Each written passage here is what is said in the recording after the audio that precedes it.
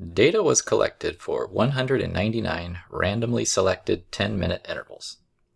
For each 10-minute interval, the number of people entering the atrium of a large mall were recorded. The data is summarized in the table below. What is the class width for this frequency distribution?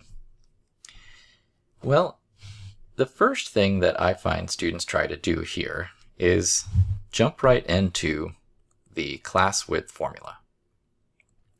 And the class width formula says to take the maximum data entry minus the minimum data entry and divide by the number of classes that you want to use. And most of this information is readily available. Like for instance, if you count the classes, we've got 1, 2, 3, 4, 5 classes. So that denominator would be 5.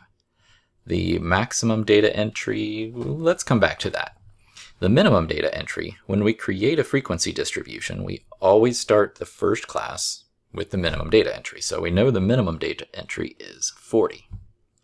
But wait, this value down here, this is not necessarily the maximum data entry. In fact, it's unlikely that it actually is.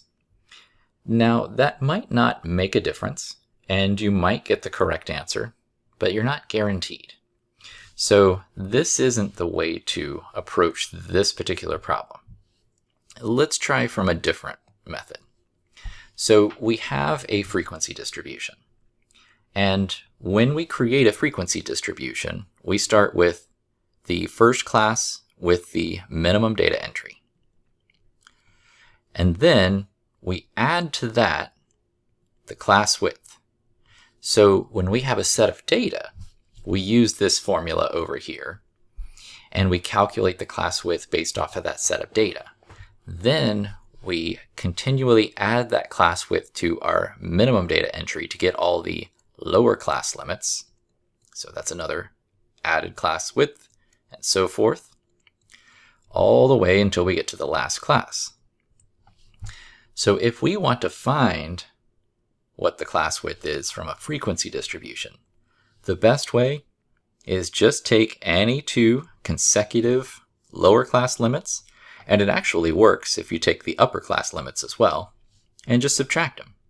So 80 minus 60 gives us a class width of 20.